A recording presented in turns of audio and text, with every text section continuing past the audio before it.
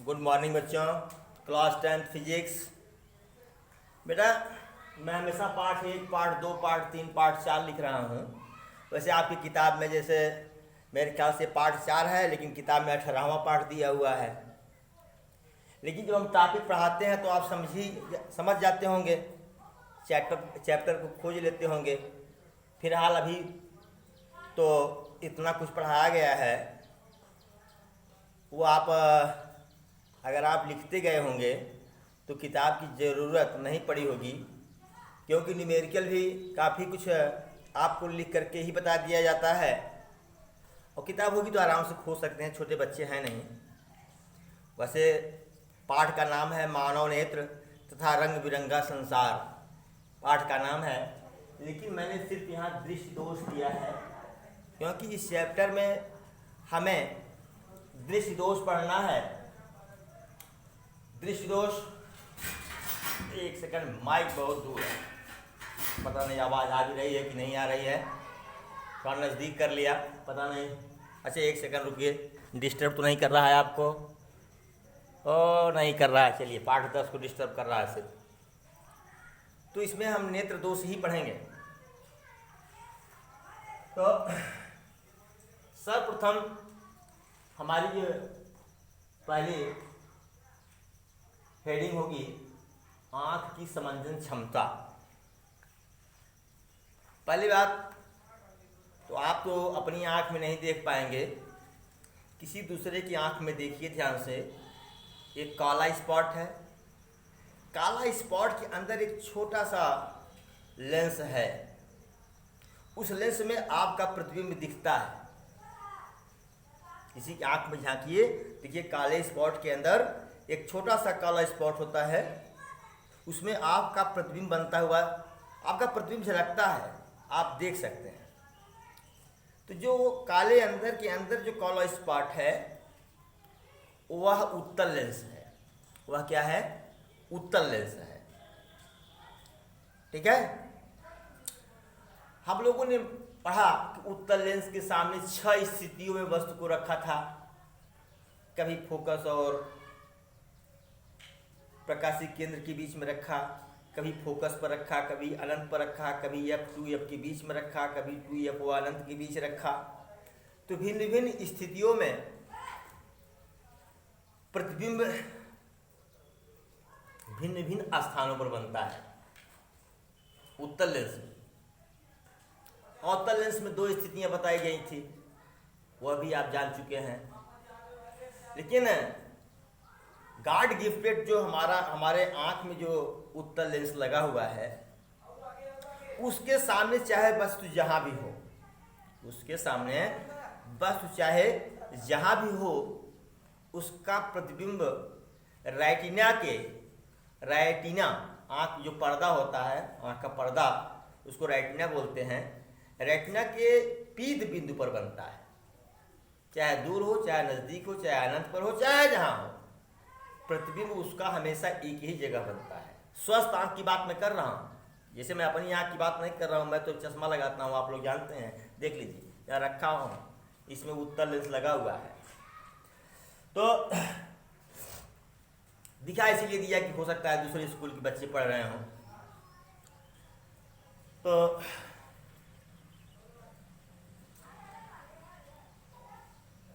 अब आप जरा सोचिए कि गॉड गिफ्टेड जो हमारा नेत्र लेंस है, उसके सामने कहीं भी वस्तु रख दिया जाए, प्रतिबिंब हमेशा रेटिना के पीत बिंदु पर बनता है। ठीक है। यह आंख क्या करती है? अपने फोकस दूरी को हमेशा एक ही जगह, स्वस्थ आंख की बात कर रहा हूं, स्वस्थ हेल्दी आई, हाँ, सभी आपतित किरण को अपवर्तित करके पीत बिंदु पर इकट्ठा कर देती है, चाहे वस्तु दूर हो, चाहे वो नजदीक हो, कहीं भी हो। तो आंख की इस क्षमता को आंख की समंजन क्षमता कहते हैं। यहां पर परिभाषा लिखी गई है, जरा देखिए। आंख द्वारा अपनी फोकस दूरी को समायोजित करने की क्षमता को आंख की समंजन क्षमता कहते हैं। मतलब ये है कि जैसे ये आपका नेत्र लेंस है और आपका ये रेटिना है, ये रेटिना का पीठ बिंदु है। वस्तु चाहे यहाँ हो, वस्तु चाहे यहाँ हो, वस्तु चाहे यहाँ हो, चाहे जहाँ वस्तु हो, यहाँ से जो भी प्रकाश की किरण चलेगी ये सीधे रेटिना के पीठ बिंदु मिलेगी। यहाँ से जो प्रकाश की किरण चलेगी सीधे रेटिना के पीठ बिंदु पर मिलेगी। हाँ, यहाँ से जो भी प्रकाश की किरण चलेगी उसको घुमा के रेटिना के पीठ बिंदु पर कर देगा। ये ऐसा कैसे होता है, ऐसा कैसे होता है, इसको हमको समझना है। आँख में ऐसी कौन सी कला है आँख जो कि वस्तु चाहे जहाँ रख दें, अपवर्तन के उससे चलने वाली प्रकाश की किरण को अपवर्तन के पश्चात वह रेटिना के पीठ बिंदु पर ही फोकसित करती है, पीठ बिंदु पर ही इकट्ठा करती है। आइए इसको हम समझते हैं। देखिए यहाँ पर हमने ये नेत्र लेंस बनाया है। नेत्र लेंस जो उत्तल लेंस होता है, नेत्र लेंस ये कैसा है, ये उत्तल लेंस होता है। और यह नेत्र लेंस ये सिलेरी मांसपेशी वैसे ही रफ बना दिया हमने, बायो का एक पार्ट है ये, बायो मैं जानता नहीं हूँ। ये सिलेरी मांसपेशियाँ हैं, कभी इसको दबाती हैं कभी ढीली करती हैं, आवश्यकता अनुसार दबाती हैं। अगर जब दबा देंगी जरा देखिए तो इसकी वक्रता ऐसे बढ़ जाएगी। ध्यान दो, वक्रता बढ़ गई, टेढ़ापन बढ़ गया। अगर टेढ़ापन बढ़ गया, इसकी वक्रता त्रिज्या क्या हो गई, घट गई। अगर जब सिलेरी में मांसपेशी दबाव बढ़ाई, दबाव बढ़ने पर वक्रता बढ़ती है, वक्रता बढ़ती है। जो वक्रता बढ़ती है तो वक्रता त्रिज्या घट जाती है। वक्रता त्रिज्या क्या होगी, घटती है। ठीक है, और फोकस दूरी भी घट जाता है।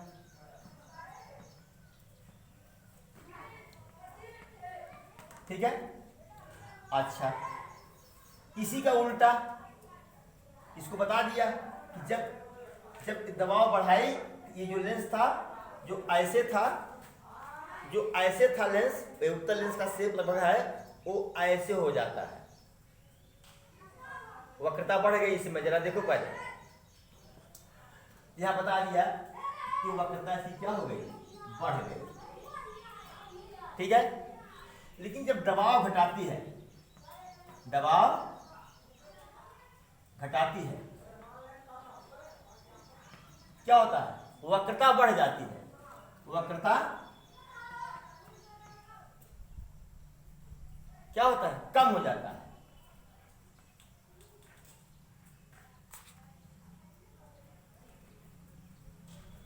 वक्रता कम होता है। जो वक्रता कम होगा, इसे अब ये लेंस ऐसे था, देख रहे हो, पता चला कि ये ऐसे हो गया, ये टेढ़ापन कम हो गया इसका। वक्रता माने टेढ़ापन, टेढ़ापन। ये वक्रता देखो कम है, अधिक है, अधिक है, अधिक है, अधिक है, अधिक है। ठीक, वक्रता देखो बढ़ रही है, बढ़ रही है, बढ़ रही है, बढ़ रही है, बढ़ रही है।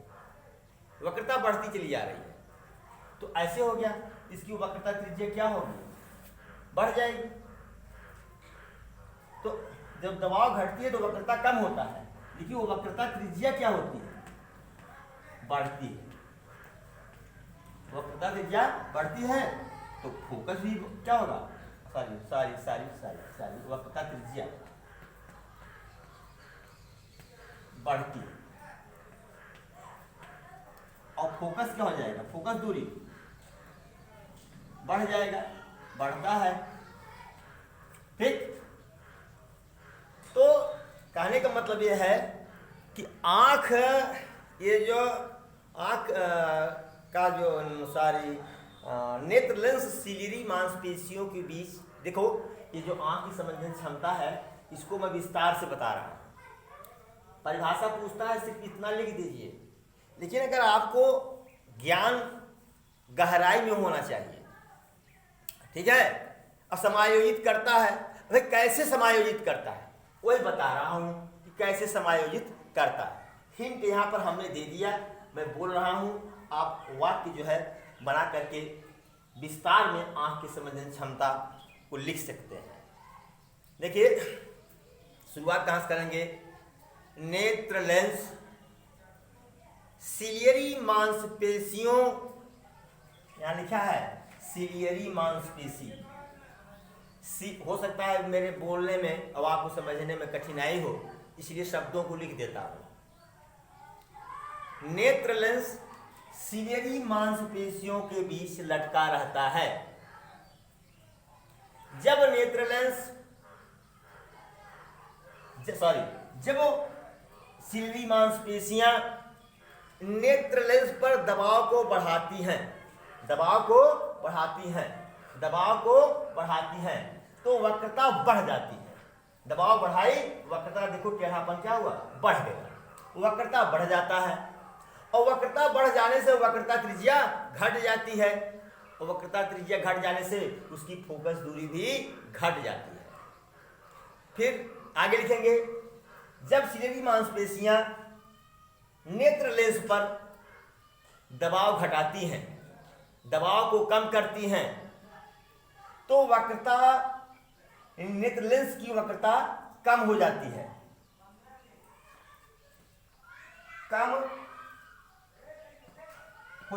ठीक है, कम होती है। मैंने लिखा है, शॉर्ट फॉर्म में लिखा है हमने। जब दबाव घटाती है तो वक्रता कम हो जाती है, इससे वक्रता त्रिज्या बढ़ जाती है, और वक्रता त्रिज्या बढ़ जाने से फोकस दूरी बढ़ जाती है। आंख के नेत्र लेंस द्वारा इस प्रकार से अपनी फोकस दूरी को समायोजित करने की क्षमता को नेत्र की समंजन क्षमता कहते हैं। फिर से एक बार सुनिए, नेत्र लेंस सिलियरी मांसपेशियों के बीच लटका रहता है। जब सिलियरी मांसपेशियां नेत्र लेंस पर दबाव बढ़ाती हैं तो वक्रता बढ़ती है। वक्रता बढ़ने के कारण वक्रता त्रिज्या घट जाती है, और जब वक्रता त्रिज्या घट जाती है तो फोकस दूरी भी घट जाती है। फोकस दूरी भी क्या होता है, घट जाती है। ठीक इसी प्रकार जब सिलियरी मांसपेशियां नेत्र लेंस पर दबाव को घटाती हैं तो वक्रता बढ़ जाता है। देखो यहाँ पर फिगर बना दिया है, वक्रता बढ़ जाता है। वक्रता बढ़ जाने से